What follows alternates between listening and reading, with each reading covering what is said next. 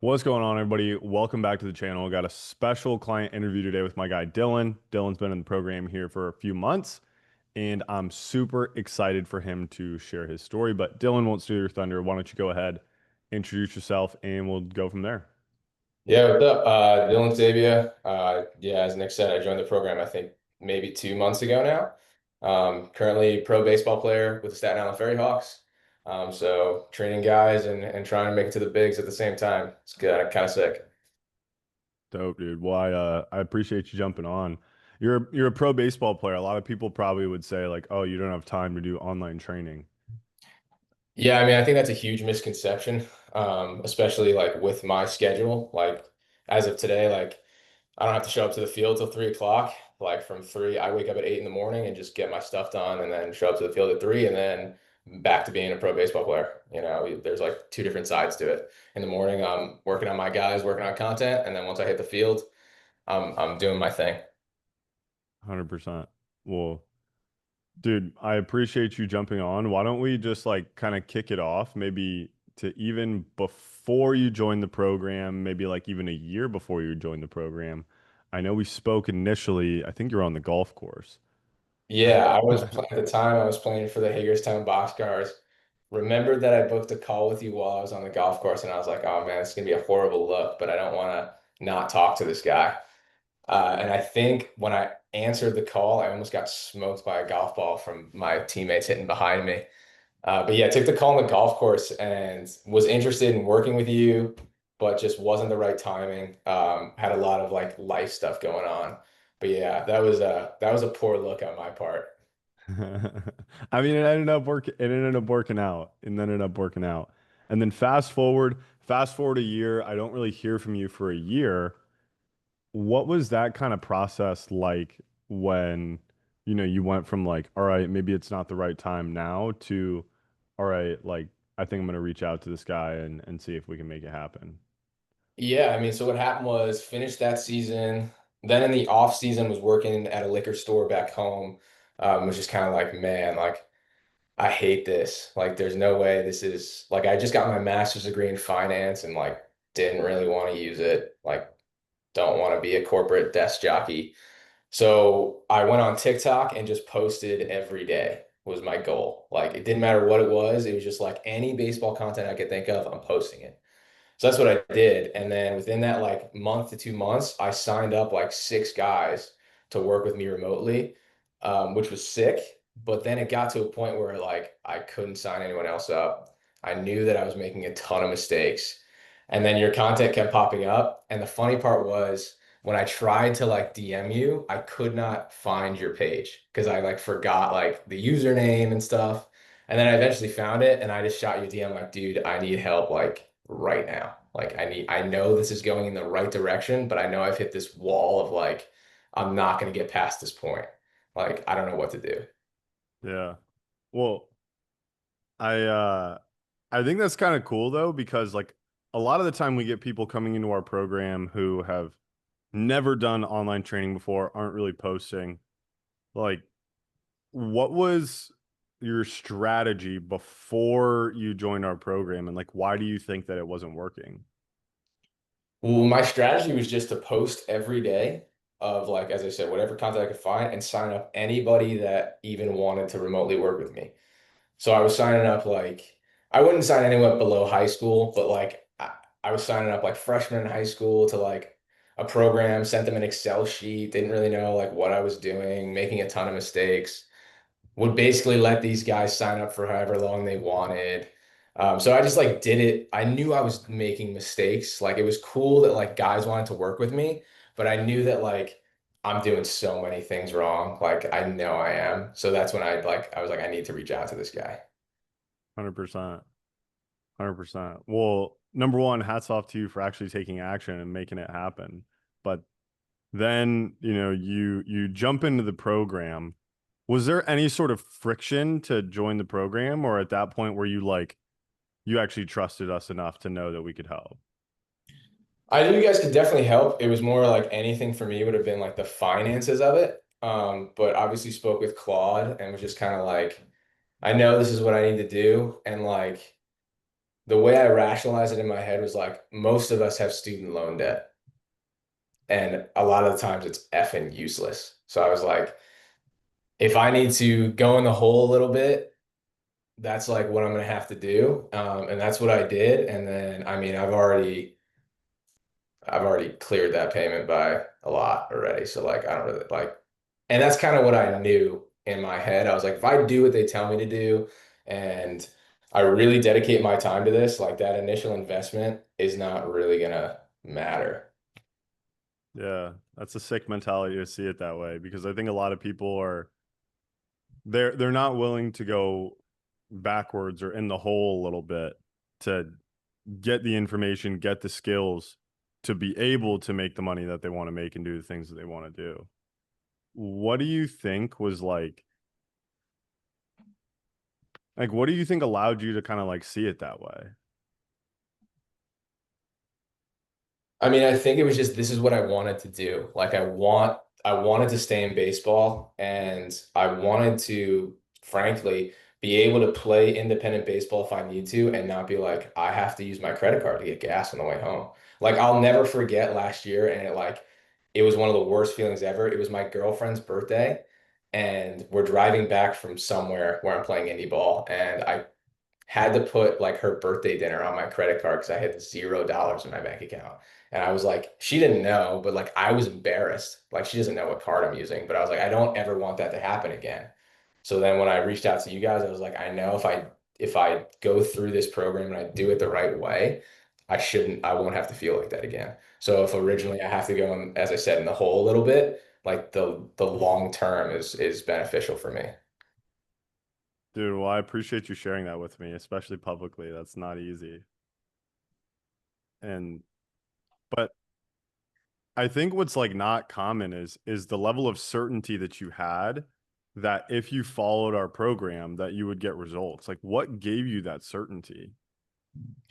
The biggest thing, like I think when I booked the call, I had already seen a ton of content. I'd watched your YouTube and stuff. The biggest thing for me was I had seen so many guys on my Instagram, like AJ Martucci and a couple other guys who I can't name off the top of my head, but AJ was a guy that I saw like a lot. And it's funny because we're from the same area. And I was like, how is this like this guy's just crushing it? Like I just see him all the time. And then once I booked the call, then I got like your landing page of all these YouTube videos, and like the second dude was AJ, and I was like, it now makes effing sense. I was like, that's why this guy's crushing it. So I was like, all right, like before I got on the call and I saw that, I watched his whole YouTube video. I think I watched like two or three of them, and I was like, all right, like if this guy can do it, I can do it. Like there's no doubt in my mind. So like once I got on the call, I was pretty much already like ready to go. Yeah, that's dope. That's dope. And I think there's something to be said too about like you having like watched a lot of content and like already knowing like, all right, like we have a general idea of what's going on, right? Yeah. Okay. So you jump in the program, you're like, fuck it. Maybe I got to go in the hole a little bit to make this happen. What was like kind of the initial, maybe like 7, 14, 28 days, like that kind of initial period?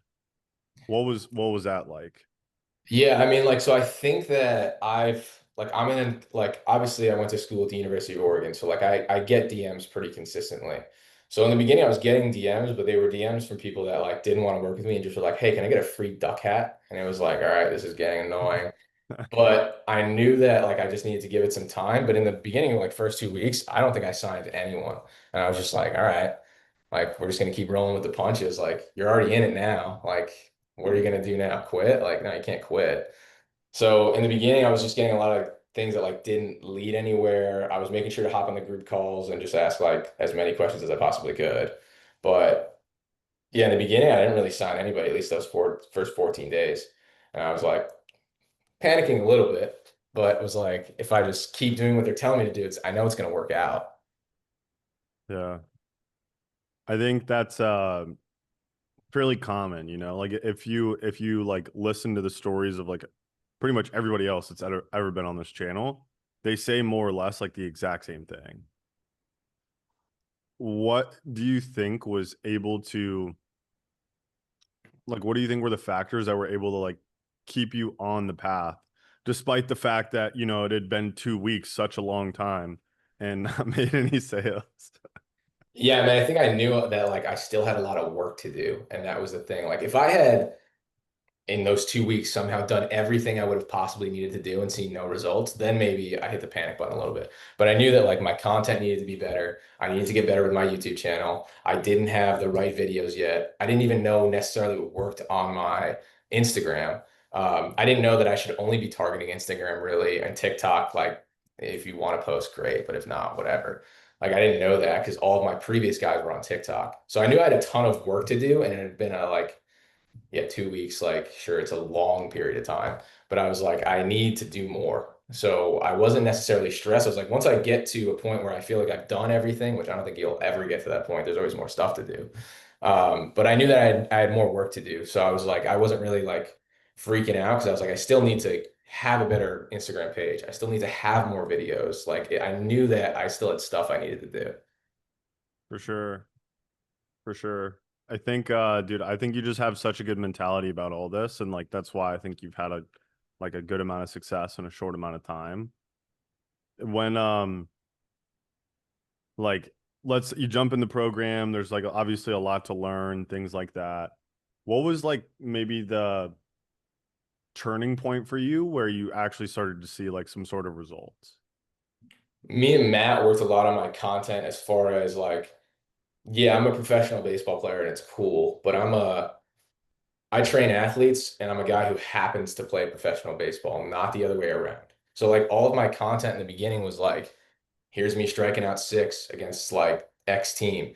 And I didn't realize like nobody really cares. Like, yeah, they care as far as like, cool, I like that. But as far as getting actual athletes to work with me, I needed to like reframe who I am as a on social media of like I train athletes, but I also happen to play pro baseball. It's kind of cool.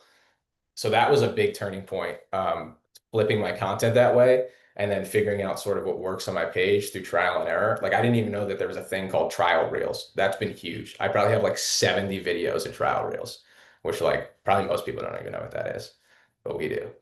Yeah, yeah. Should we tell them? Should we tell the public? I don't think so. Yeah, yeah, you gotta pay us for that. Okay, so you frame your content a little bit differently from going like, because like honestly, dude, that's like one of the biggest mistakes that I see like former or current pros make is they make it all about themselves, right? Where it's like, I'm a pro, work with me. Why do you think that framing your content differently like that like led to results? I think because when you frame it as if you're a pitcher, they just want to ask you sort of general questions or maybe like how do you hold this grip? But when you frame it as like, no, I train guys, like that's what I do. And yeah, I happen to be pretty good still, so I get to keep playing. It really flips your avatar's mindset of like, oh, he helps guys like me get to where he is. Okay, that makes sense. But if you frame it as like, yeah, I pitch and like sometimes I help guys like get to where I am, nobody really wants to engage with that. Like if you look at like tread athletics, like that's where people go to train and people know that based off their brand. Like the biggest thing I learned from this is that like you're your own brand and you need to frame it that way. If you frame it incorrectly, your brand's gonna suck. Let's dive a little bit deeper into that. So like you feel like when you were kind of presenting yourself as like strictly like I'm a player, that like was damaging to your brand as a trainer. 100%. Yeah. Because as I said, most people were just like, wanting to ask me how to throw my changeup grip or just wanting to like ask about what it's like to play pro ball, but nothing that would ever convert to, hey, I need to work with you so I can get to where you are. But then when you flip that framework to like, no, I train guys and then yeah, I happen to play pro and oh, I also get guys here. It's a lot different, and people really see your brand in a different light. And especially framing your Instagram page that way is huge. 100%.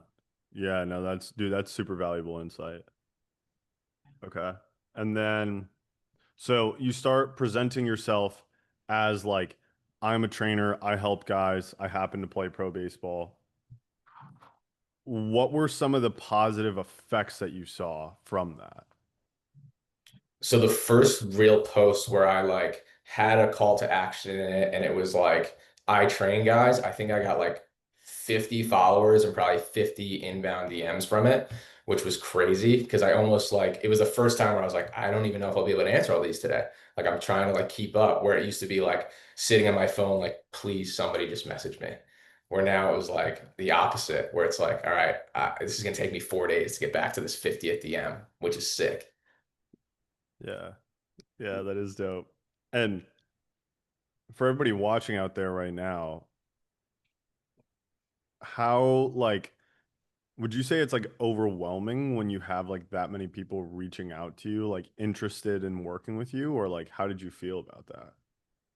No, I mean, I think it's cool. Like it's like, all right, 50 guys potentially want to work with me. Like that's awesome. That's what you do it for. Like you want to help as many people as you can. I think that a lot of times in this space, people think that trainers are just in it for the money or whatever. Like dude, I started out at Division 2 and ended up at Oregon, and I did it all by myself. Like, if I made so many mistakes along the way, and all I want to do is help out the next generation to figure out, like, maybe you can go to D2 to Oregon or just Oregon out of high school or, Texas or whatever. I learned a lot through trial by fire. So I want to teach the next generation to not have to, burn themselves to make it to where they want to be. That's sick. That's super sick, dude. And you know what? Like I've seen a really common theme amongst like a lot of the people who like get on my channel and like have a lot of success. They lead with like, yo, I want to help people. And then as a byproduct, they end up achieving like all of their own personal goals as well, which I think is super powerful. So, okay, you change up your content, you start getting a ton of DMs, then what happens next? Like, what is kind of like the process? What does the process look like from getting somebody to reach out to you to actually getting them to sign up for your program? Like, what does that look like for you?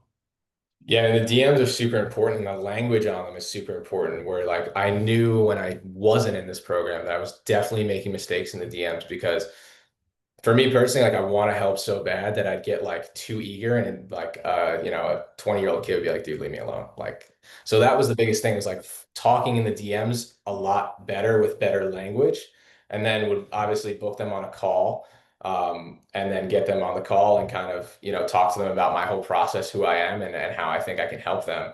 And like my first sales call was horrendous. Like when I look back at it, it's so bad. I think a lot of the times in it, as I said, I would be so eager to help them that I'm like telling them like, no, you need to do this to play at this level because I was here. And it's like they don't want to hear that just yet. Like they want to hear that when like they get to that point. So that was a big thing, was like learning the DMs and learning how to not be like just so passionate on the sales call, just like kind of letting them talk, understanding what it is, and then telling them how you can help. Yeah, for sure. For sure. And to be clear, like you wouldn't say that when you're like taking these sales calls, you're not like trying to manipulate these people into buying your program. No, there have been a lot of sales calls that I've gotten off of where I've said like, "Hey, I don't think you and I are a good fit, but X, Y, and Z is a good fit for you." Like I sent somebody to Ben who's also in this program because I wasn't going to be able to help the guy, but Ben could. And that's not like shameful or um I guess a bad thing to say that you can't help somebody. Like you can't help everyone. It's just not the way the world works. Like there are pitchers out there that I'm sorry, I can't help. And I think there's like humility in that and knowing that you can't help everyone. Sure, you want to, but you can't. So, no, there are times where I get on sales calls with people and I clip it like 10 minutes in, like, hey, man, this isn't going to work, but I'm going to point you in this direction. Yeah. That's powerful, dude. And because I think like at least for me, like I hear from like coaches that haven't joined our program yet that they're like, I just want to help everybody. I just want to help everybody. Like, how do you feel about that mentality?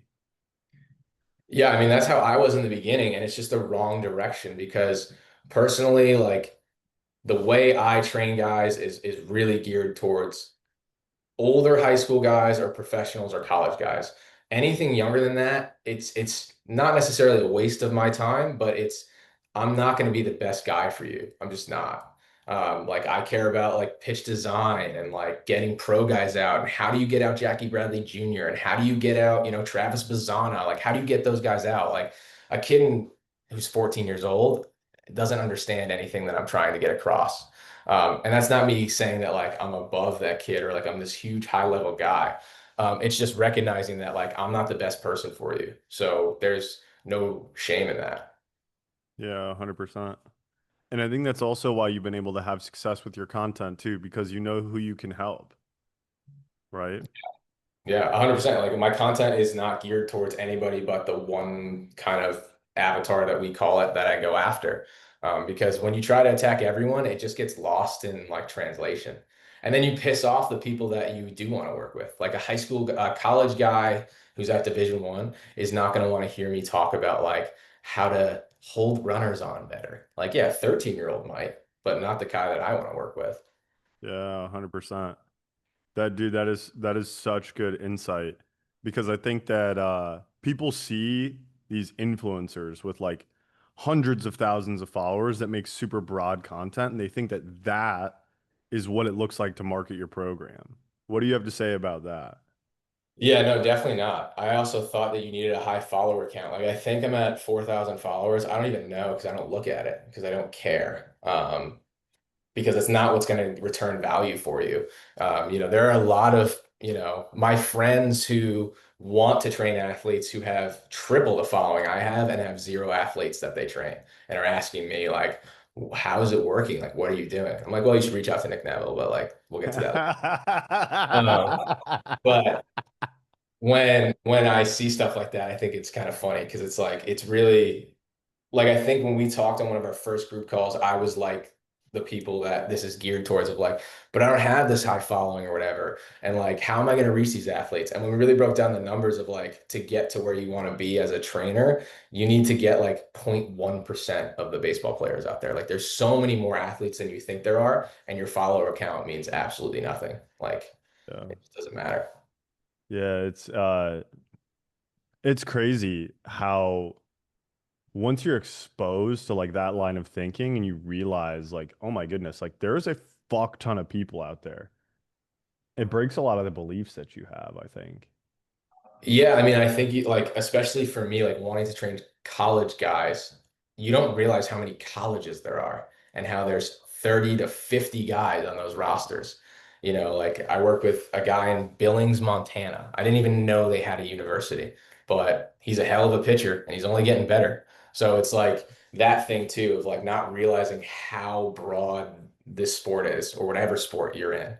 There's so many athletes out there who need your help. Yeah, that's sick. That's sick. Um, okay, so obviously like you did a bunch of different things, like you were doing it a little bit before you came in the program, but like if you could sum it up, like what were the most valuable lessons you learned like coming in? How to be better at my Instagram page in general, like the way it looks, the way I speak to people, realizing that you like it doesn't matter necessarily your background or and by background I mean like playing experience and I also mean like literally what's behind you. Because that's something I was so conscious of like all right I have to be at a baseball field it has to look cool like nobody cares or something that I didn't know so that was big and then the third thing is just getting better at the sales part of it because at the end of the day you need to sell yourself like I think a lot of us are like, why wouldn't someone want to work with me? Like I have all these credentials. Well, nobody knows who you are yet. Like, yeah, they've seen you on Instagram, they looked you up on Baseball Reference. They have no idea about who you are. Whereas something that I thought that people just knew coming in, but you need to understand people don't know who you are and they might know who you are and then you need to teach them again who you are. So it's like a whole it never really stops of like telling people who you are and the way you tell people who you are is super important because if you go about it the wrong way as I said before where I'm a pro pitcher who's also a trainer it's not going to work. Yeah, 100%. 100%. Okay. And then in the sense of like what our program actually looks like and what to expect, like how would you describe it to somebody from the outside looking in? Well, you have a pretty bomb ass community to help you out with people that like are in all different sports. They do completely different things. And you get some of the most insightful things from those people, just of like they're dealing with the same stuff you are, whether like, whether it's Carrie who does softball recruiting or, Jeff who does some strength stuff, like we're in completely different fields, and I've learned so much from those two and all the other people, and Eric, who were in the same field. I learned stuff from him. And then you have to do the work. Like if you don't do the work, you're screwed. Like there's a lot of work to be done as far as I said earlier, like building your YouTube page, building your Instagram page. Like I don't know if people just expect things to be handed to them in life, but that's just like not how it works. Like you're gonna have to do a lot of work. Yeah. And I appreciate you being transparent like that too, because the last thing that we want is people to come into the program and be like, "Oh shit, there's like a lot of shit that I got to do." Yeah, and like there's a lot you got to do, and I don't want people to think like things are done for you either. Like you get a ton of help. You get your questions answered. If you need anything, there's so many people to help you out. But like Matt and Nick are not running your Instagram page. Like you got to do that. Like you have to post the content. Like you got to do stuff. They're going to tell you as far as like what you should post, how to frame your Instagram page, as I've talked about earlier. But if you're thinking coming into this like, like I'm gonna pay this money and then they're just gonna like do it for me, like you're out of your mind, dude. That's not how life works. Like you have to put the work in. Yeah. Yeah. That's like an athlete paying you and then expecting that you to like take their at bats for them. Exactly. You Exactly. know, it's crazy, but yeah. Um, okay. A couple more questions, then we can kind of wrap up. What or who would you say this program is and is not for? Like, if somebody's watching this right now, like, who absolutely needs to join this program? So who absolutely needs to join this program are like either guys in my spot or people who are like stuck at facilities, um, who are really passionate about what they do, but just don't know where to turn as far as like how do I convert to getting this person to work with me? That's who needs to join this program. The person like indie ball guys like myself are like the perfect person to do this because I think indie ball guys know that like you have so much time. And I don't think we value our time as much as we should. Like, yeah, like we get home from the field at midnight. Like, yeah, I could sleep till noon and then show up to the field at 3 and just waste my whole day. Or I can get up in the morning and put some work in and be pretty financially free in indie ball, which is very, very rare. So I think that's who it's for. And the people who are stuck in facilities who just like can't figure out why they're working from 9 o'clock till 8 o'clock or 3 to 10 doing all these lessons and these kids are getting so much better. And again, they have to use their credit card to get gas. Like those are the people that need to join up. Yeah, it's fire. And on the flip side, who should Yeah. not join? People who don't need to do this are the people who like are afraid to put themselves out there on social media, don't really believe that they can do online training. Like if you don't believe it, your athletes sure as hell aren't going to believe it. So definitely not for you. But if you're afraid to put yourself out there and kind of at times have people say like you're completely wrong on your take in your sport, then like you're not going to get anywhere. And then if you think that everything's just going to be solved for you and that it's just going to be like this easy process, you're in for a really rude awakening. Yeah. I appreciate the honesty too. Because we don't want people who are mad lazy coming onto the group calls and complaining and ruining the vibe. Yeah, because there are a lot of people. I mean, 100% of those group calls are people that are grinding, and they don't want to hear from anybody who's not. Because you can't. It's like I like to use the just Mike reference of like in the trenches, man. You want people in the trenches who are in the friggin' trenches, not people who are standing up above, kind of like asking you questions from up top. Like you got to be in the trenches in this stuff. 100%, dude. 100%. Um, well, dude, I appreciate you coming on. While we got the camera rolling, is there anything else that you want to say? I mean, not really, but I think that, for anybody who's watching this is just kind of like, I don't know if this is for me or not. Like, this is pretty life-changing stuff. Like, when I first hopped on the sales call with Claude, all I kept thinking was I don't want to end up as a desk jockey. And I can pretty confidently say I don't think that'll ever happen. I think that I'll always be in this game. So that's something that is really cool for me because I love baseball. That's just at the end of the day, that's who I am. I'm a baseball player, and I like helping people get better at this game. So it's pretty sick, being able to like know for sure that like baseball's never really gonna end for me. Yeah, that's sweet. Well, dude, I appreciate you jumping on so much. And I know it's just the beginning. It's only been 2 months. I'm excited to see where you go. If somebody wants to reach out to you and make sure that you're not AI or anything like that, where can they find you? Dylan Sabia on Instagram. You can shoot me a DM. I'll always answer. Fuck yeah. Well, Dylan, I appreciate you jumping on. If you're a coach watching this and you're not in our program, what the hell are you doing? If you don't have a call booked with us already, go ahead, book one down below. But anyway, Dylan, appreciate you jumping on, and we'll catch you guys in the next one. Peace.